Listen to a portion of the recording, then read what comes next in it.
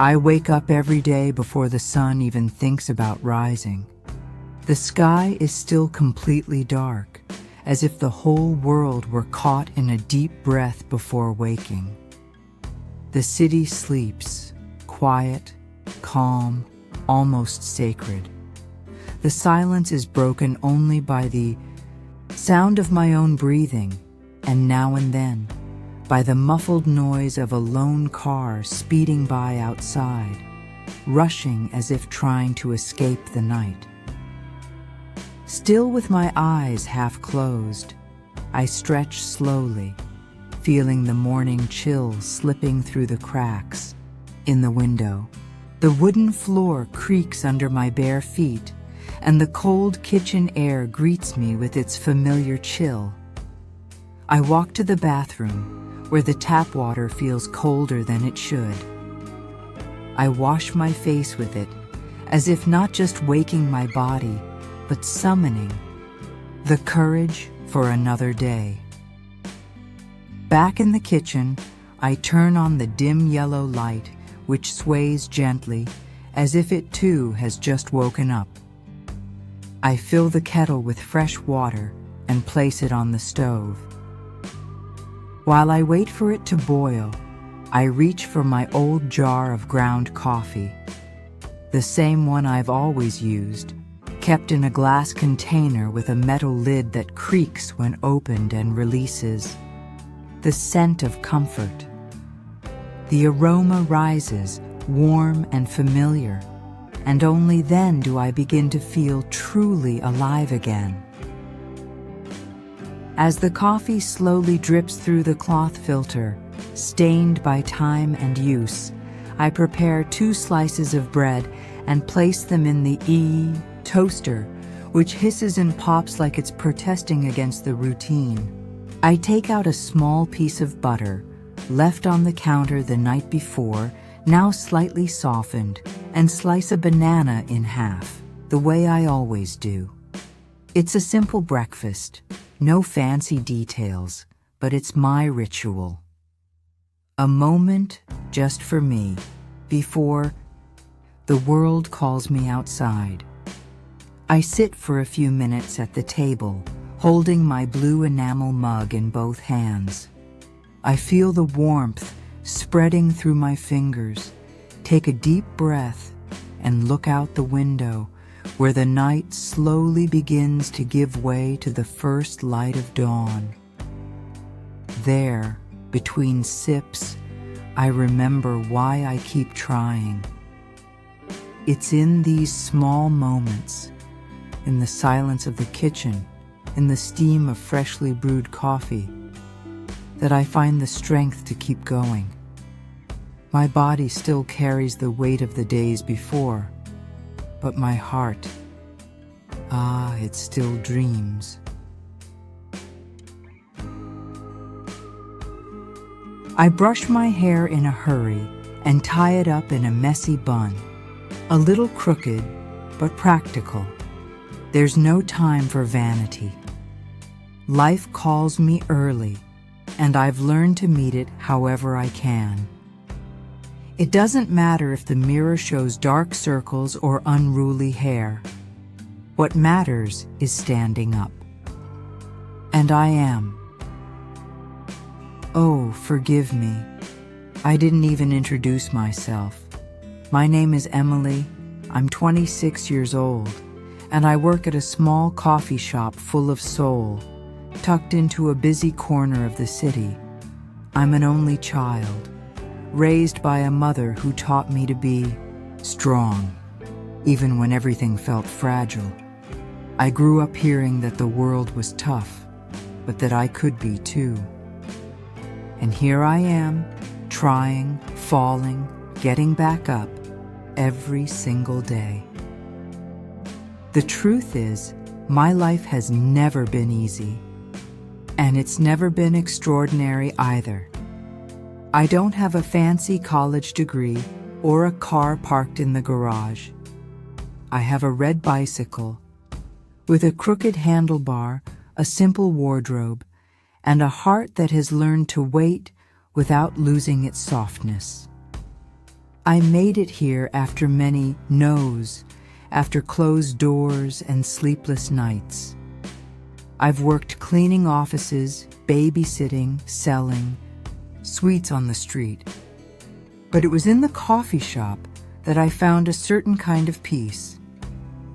There, among coffees, simple cakes, and glances from strangers, I discovered that there is beauty in routines and poetry in the little things. I don't mind starting the day in the dark, even before the birds. In fact, it's been so long since my alarm started ringing before sunrise that it almost feels normal now. Deep down, I like it. The empty city, the quiet streets, the cold air that wakes me up better than coffee ever could. I like the feeling of chasing my dreams while the rest of the world is still asleep. Today is no different. I slip my worn apron into my bag, grab my bike from the cramped building garage, and head down the stairs carefully so I don't wake the neighbors. I know every creaky step and every drafty corner of the hallway. Funny how, over time, even silence has a face and a scent. I pedal slowly through the still sleepy streets, feeling the wind against my face, making my bun even messier. Sometimes, I think maybe life is just testing me. Other times, I believe it's preparing me for something greater. She's old. Her shine is long gone. The handlebar is scratched, the seat is torn, and one of the pedals always seems to fail at the worst possible moments, like it's trying to test me. And yet, she's mine. My road companion, my confidant. On cold early mornings, my partner through every dawn. Every creak she makes on uphill climbs sounds like a reminder of our story. We've been through unexpected rainstorms, flat tires, funny falls, and some not so funny.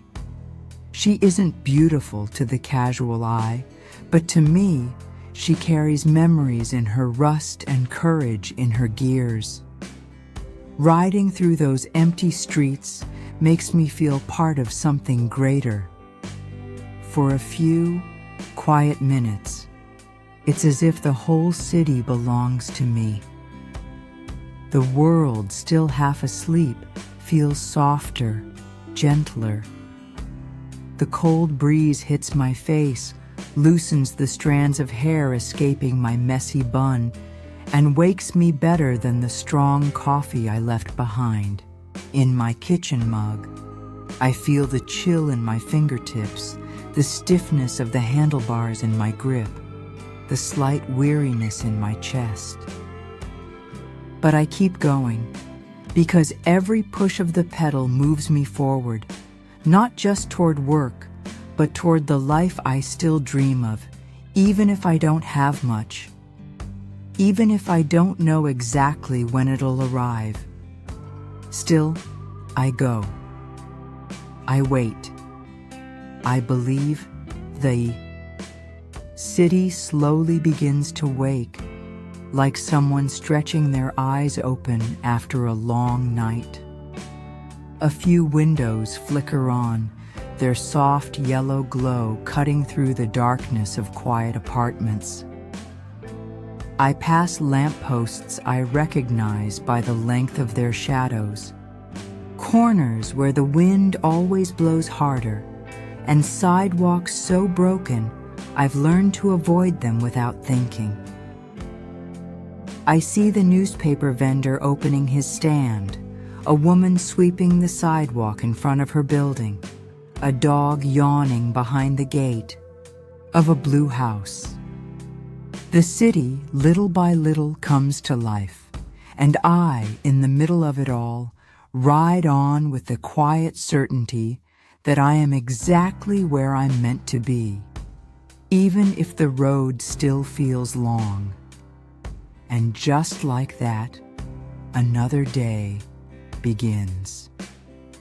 Simple day, a day that's mine. Mine, with all its silences, its stumbles, and the little miracles hidden around every corner. I work in a small cafe, tucked away in the beating heart of the city center, the kind of place you might miss if you're walking too fast, head down, lost in your own thoughts. The storefront has a modest window display, decorated with dried flowers, paper hearts, and handwritten chalk messages in colorful script. Few people stop to notice, but those who step inside never forget. Yes, it's a simple place, but there's a soul in there. A warmth that even five-star restaurants can't always offer. The wooden tables are old, covered in rings from cups and the ghosts of past conversations. The chairs creak when someone sits down in a hurry, and the scent of fresh coffee wraps around. Whoever walks through the door as if to say, "Sit, breathe. You can rest here for a moment." That's where I spend most of my days. I start before the rush and leave long after it ends. The pay? Modest. So modest that sometimes I have to juggle things just to make ends meet. The rent for my little apartment takes a big chunk. I measure the cooking gas carefully, almost like I can stretch the days of the month along with it. Electricity, groceries, bus fare, everything needs to be calculated. But even so, I'm grateful, because that place, that cafe, is my livelihood. And more than that, it's a part of who I am. There, between trays and cups, I've learned the value of simple things. The clinking of spoons against porcelain, the constant bubbling of the coffee maker in the background, almost like an old friend keeping me company, the steam rising from a hot drink and mingling with the soft morning light. All of it teaches me to see beauty in the ordinary. I like opening the doors early, turning on the warm lights, straightening the chairs, arranging the shelves with cakes baked the night before, each one labeled with care. I love the smell of cheese, bread fresh from the oven, cinnamon sprinkled on cappuccinos, melted chocolate at the bottom of a cup, scents that somehow comfort me. They remind me that there is still sweetness in the world, even when life feels bitter, and even with the dark circles under my eyes from too little sleep and too many dreams, I smile. I smile at the rushed customers, the ones who order the usual with just a nod, the grumpy ones who don't even say good morning. I smile because I believe my effort matters, because deep down I know everyone is fighting a battle no one else can see, and maybe, just maybe, that cup of coffee I prepare with so much care is someone's only moment of peace in the day. Sometimes I imagine stories for the people who walk in.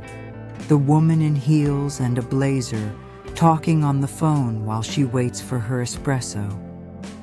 The older man in a beret, reading a folded newspaper and drinking black coffee without sugar. And I wonder if they know they're part of my life, in a way, or if they could ever imagine that I have dreams too. That while I serve their drinks, I carry in my heart the wish to one day have a place of my own, a cafe with my name on the door, my soul in the walls, my flowers in the window, and my recipes scribbled in old notebooks. That's what keeps me going.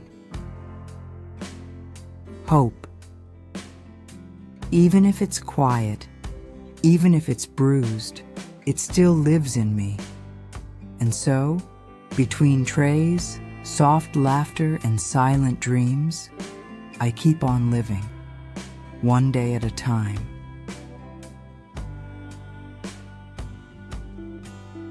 There's another side of the city, a side I don't live in, but watch from afar, like someone watching a film from a different genre with a soundtrack that doesn't match my own. There, days don't begin with old alarm clocks or carefully measured drip coffee. They start with calendar apps synced to sunrise, with automatic windows that open to views I've never seen up close. It's a world so different from mine. A world made of tall buildings, gleaming glass facades that reflect the sky like flawless mirrors, cold, untouchable. Up there, behind windows that nearly touch the clouds, live people who make decisions that move millions. People who have probably never known the price of a loaf of bread or how much a grocery sale can change someone's week. In that world, everything shines, everything is expensive, everything seems out of reach. The cars don't creak like my old bicycle. They glide, almost soundless, as if the asphalt itself dares not make a noise.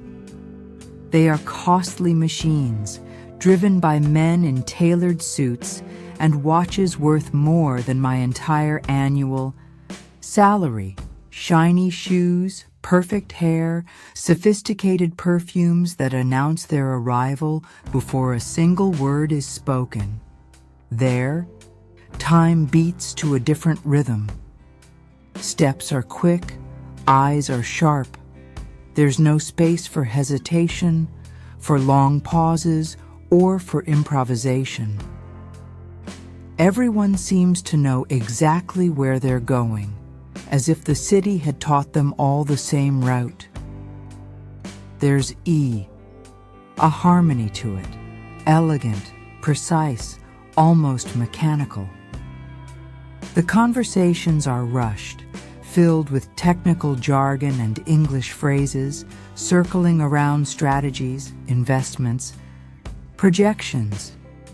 Everything is planned, everything has a purpose, every minute is billed, and dearly.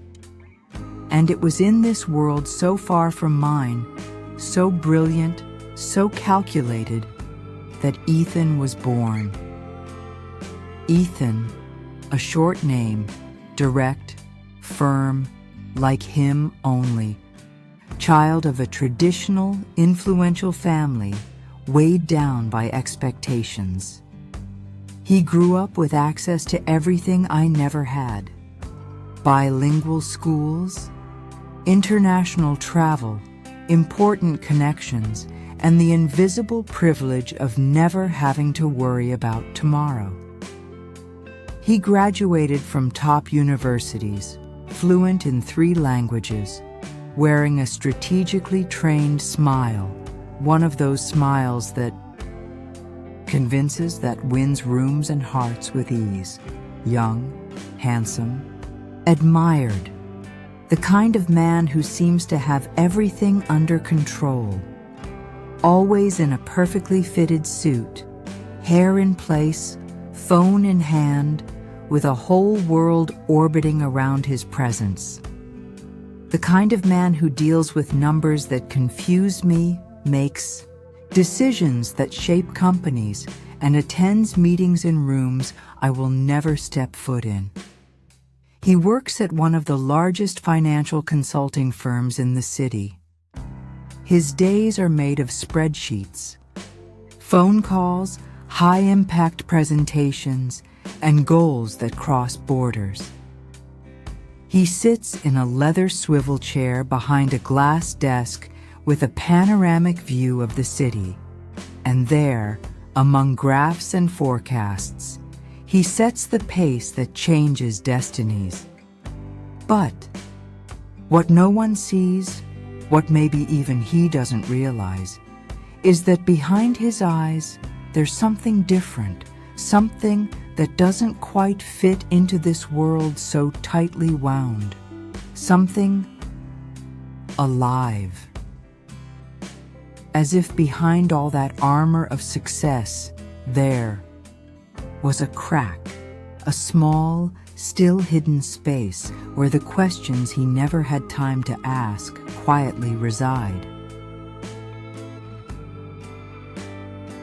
And then, on a day that seemed like just another among so many, an ordinary Tuesday with the face of a prolonged Monday, our lives collided. And I'm not speaking poetically or metaphorically.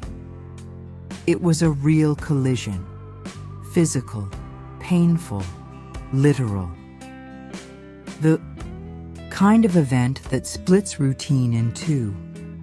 Before and after, like lightning striking where no one expected it, under an almost blue sky. I was riding my bike as usual, down the still damp streets of the city. The sky was already light, but the sun had barely dared to warm the morning. The cold wind sliced across my face, and I pressed my worn coat tighter against my chest, trying to trap the warmth and my thoughts. In my head, a mental list. Clean the tables, organize the counter, restock the coffee beans, prepare the first orders for the rush hour customers. The routine moved me forward, as if I too were part of the city's machinery. My feet knew the path by heart. My eyes used to dodging the cracks in the sidewalk. Everything was familiar. But that day, the one that seemed to promise nothing, held something different for me just around the corner. I was pedaling at my usual rushed pace, nearly at work, when I turned a corner, perhaps faster than I should have. The asphalt, still slippery from the previous night's rain, seemed to hide invisible traps. It glistened, treacherous beneath the wheels of my bike. I should have slowed down, should have been more careful, should have seen the danger, but I didn't. And then, as if in slow motion, or far too fast to grasp, it happened. A black sports car appeared around the bend, low, powerful, like a predator ready to pounce. It gleamed in the timid morning light, with aggressive lines and an engine that purred like a restless feline. It advanced with the confidence of something that defies time itself, as if the road belonged only to it. I didn't stand a chance. The impact was sharp, brutal, a snap of reality.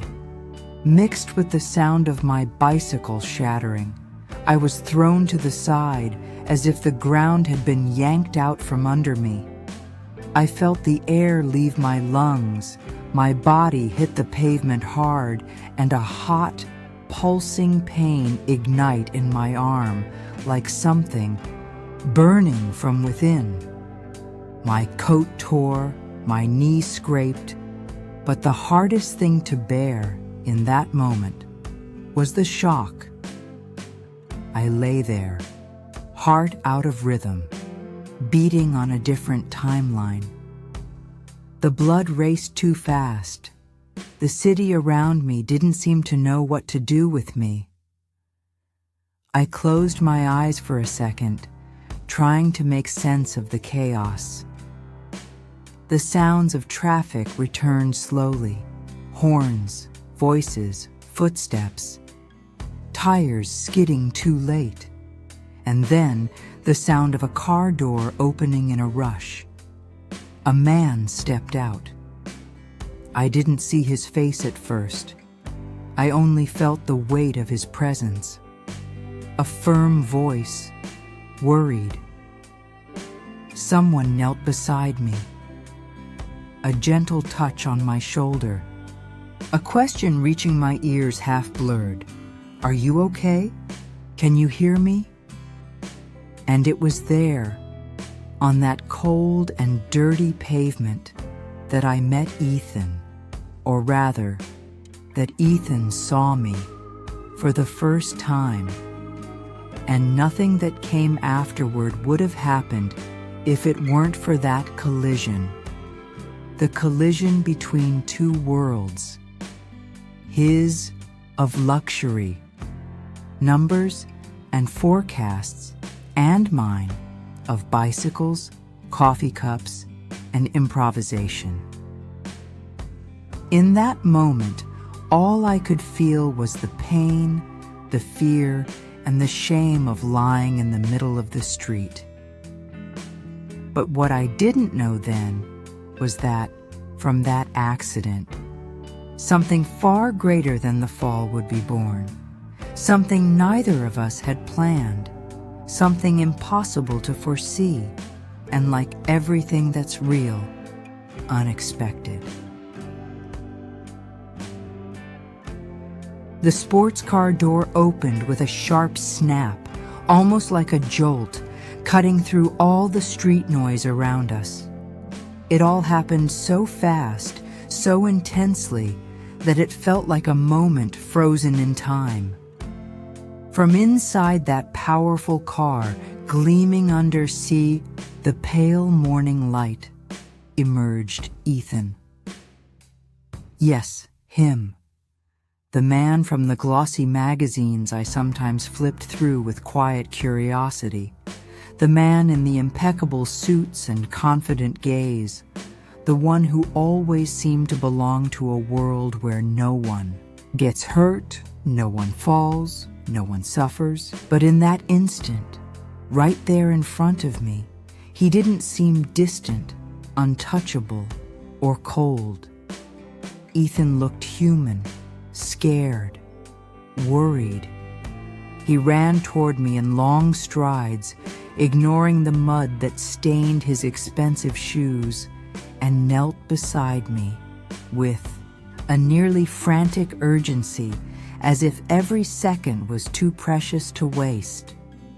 His eyes, which I had only seen calm and composed in photos and interviews, were now wide open, filled with a deep anguish and genuine guilt I never imagined could live on.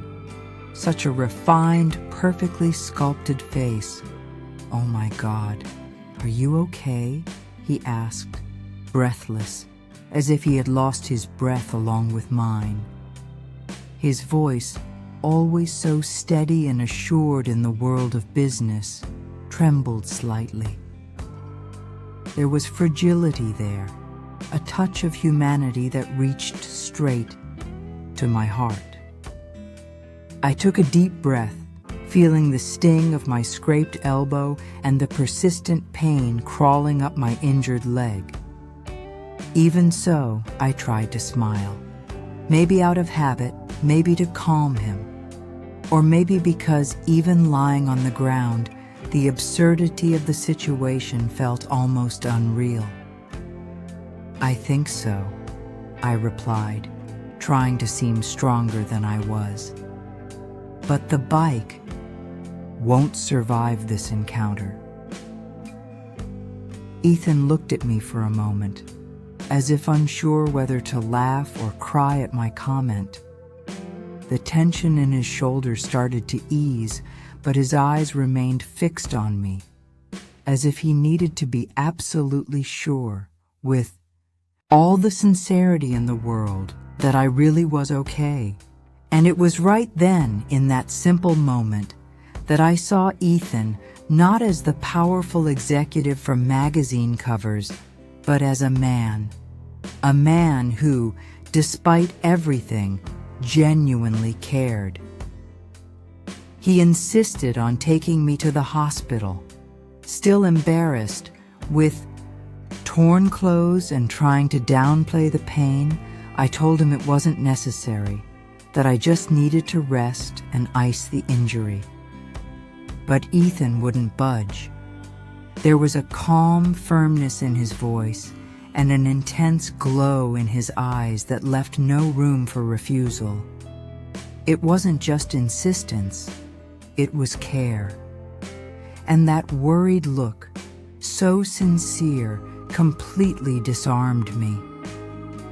Maybe it was just kindness, or maybe it was fate disguised as an accident, tying our worlds together with an invisible thread neither of us could yet understand. I agreed. I got into that sports car for the first time, heart racing, not just from the shock of the accident, but from the strange and unexpected presence of Ethan by my side. He drove carefully, slowing down over speed bumps, watching for every pothole, as if even the slightest jolt might hurt me more. During the drive, we barely spoke. The silence, however, was comfortable, yet heavy with unspoken questions. At the hospital, while we waited for the X-ray results on my arm, which, thank God, wasn't broken, just a mild contusion, we began to talk.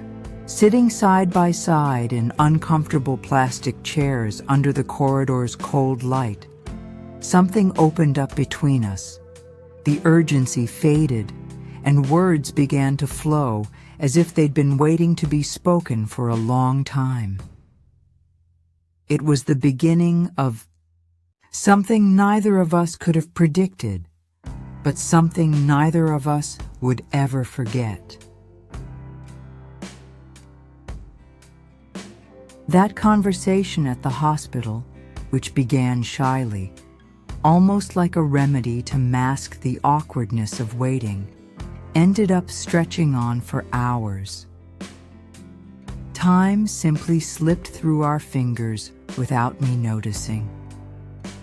With every word exchanged, every bashful laugh, a part of me warmed from within, like a soft light beginning to glow where there had once been only shadows.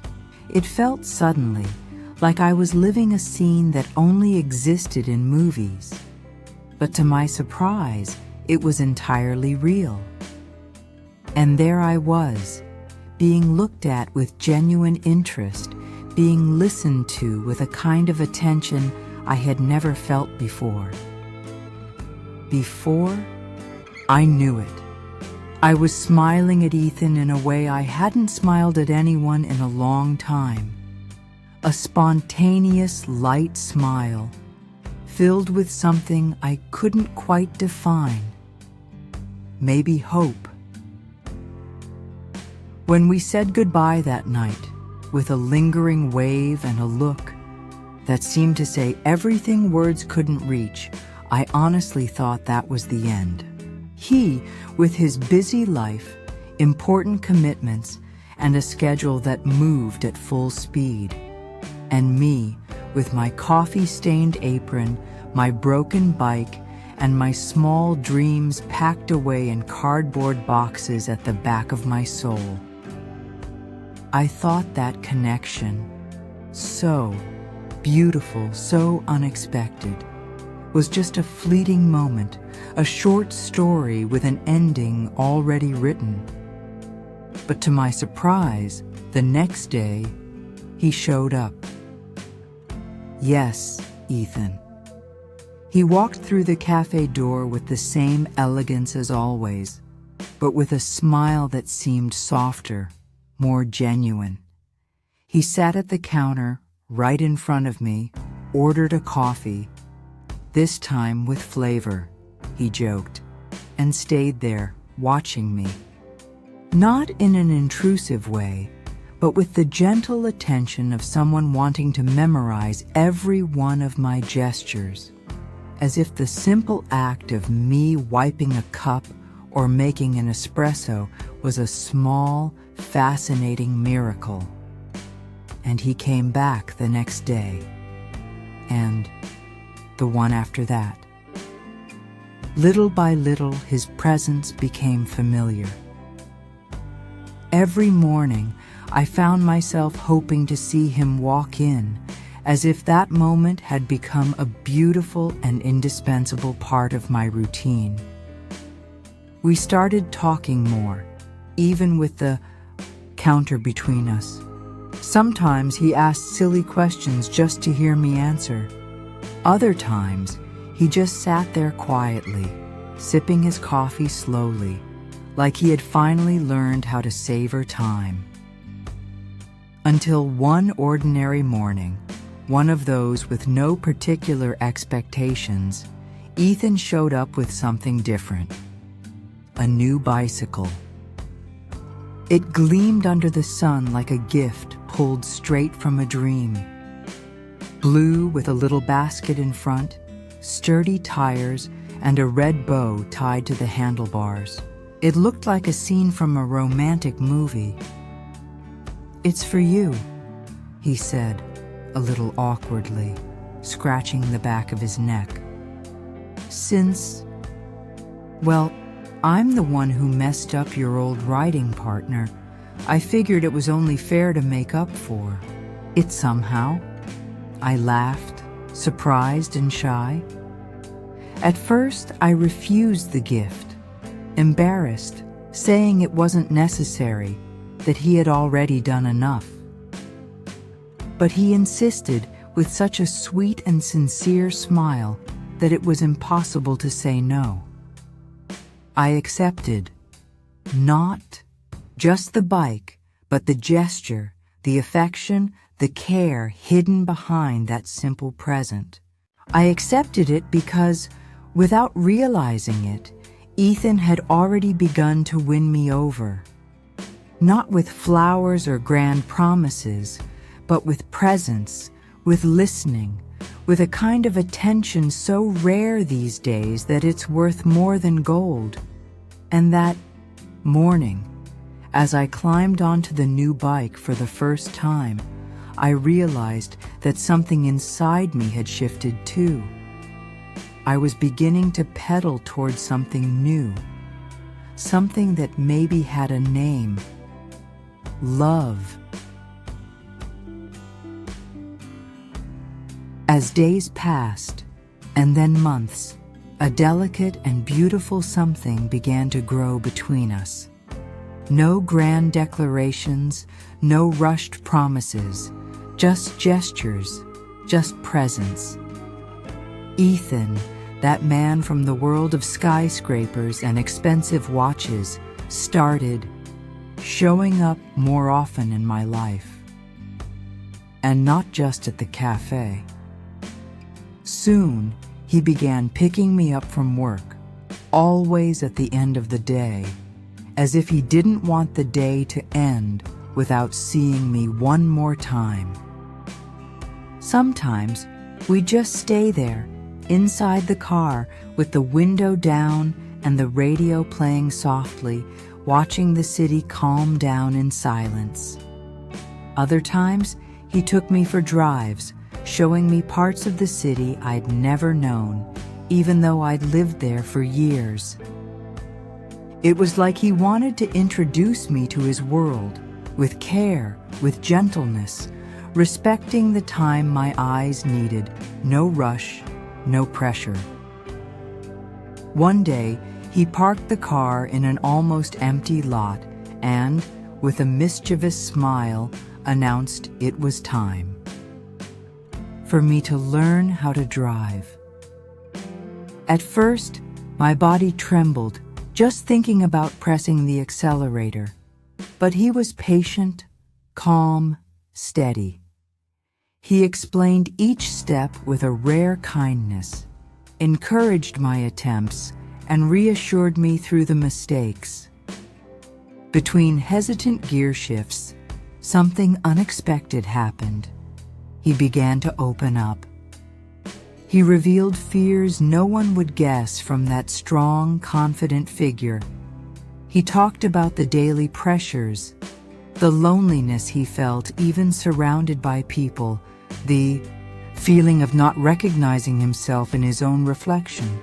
He shared that behind the goals met and contracts signed, there were doubts, fatigue, and a silence that often hurt more than words.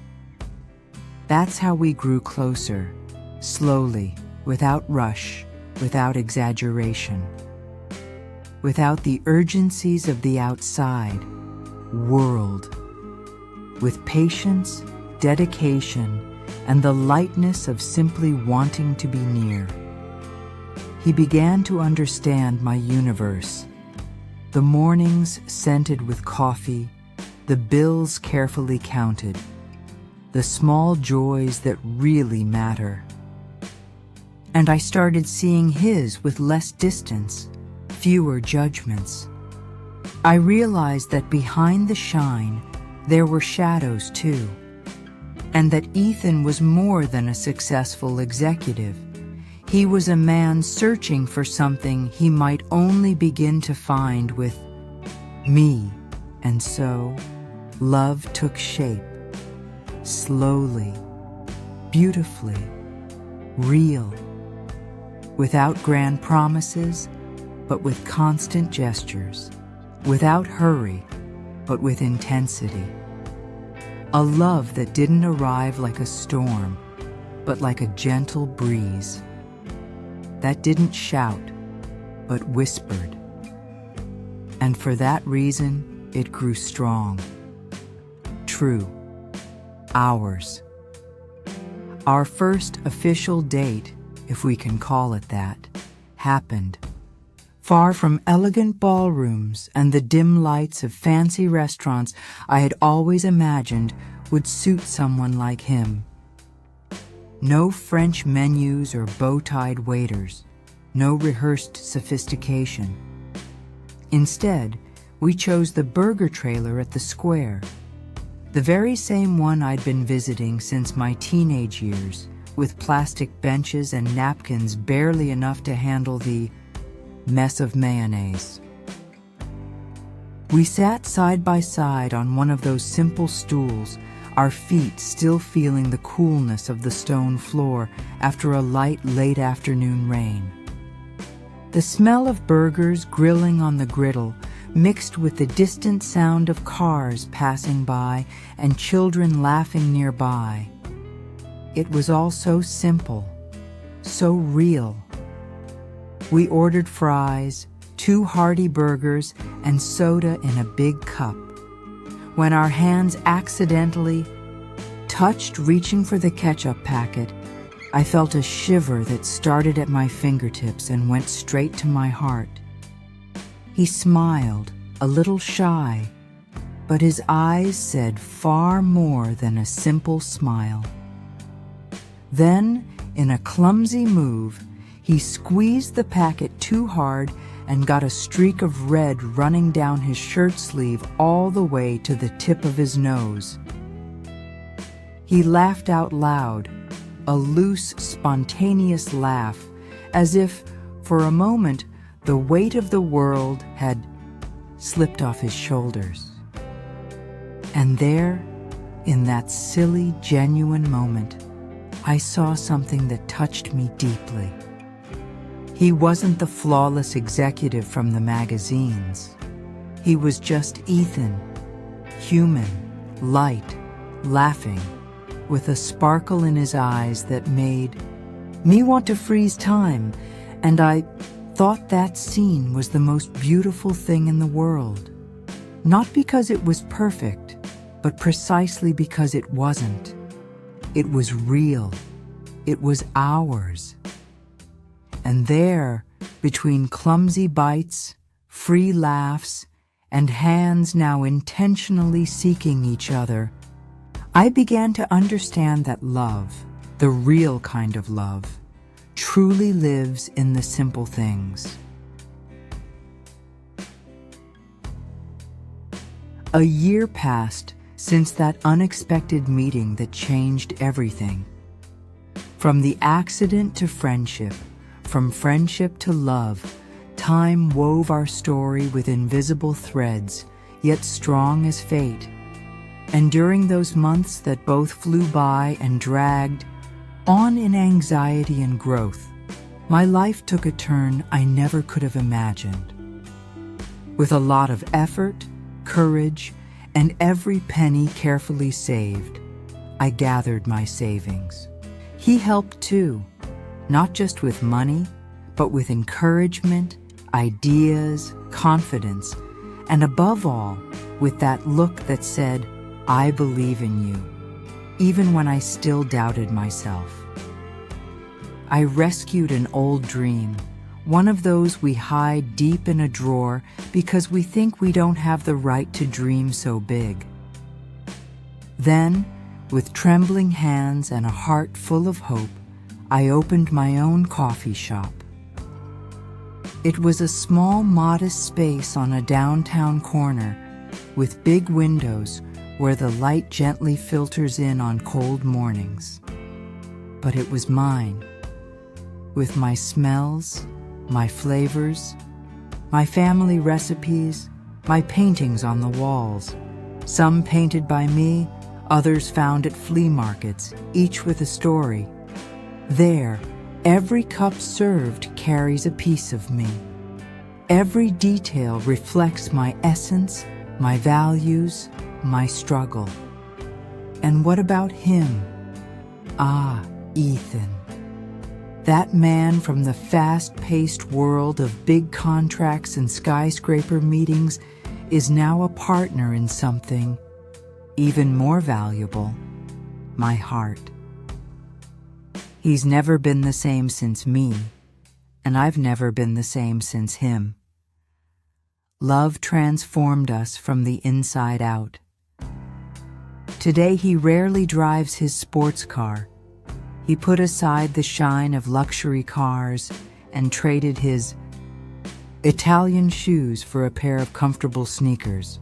Whenever he can, he comes to see me on his bike. Yes, on a bike. And he always arrives smiling, wind tousling his hair, an extra helmet hanging from the handlebars, ready to take me on a carefree ride like two teenagers rediscovering the world together.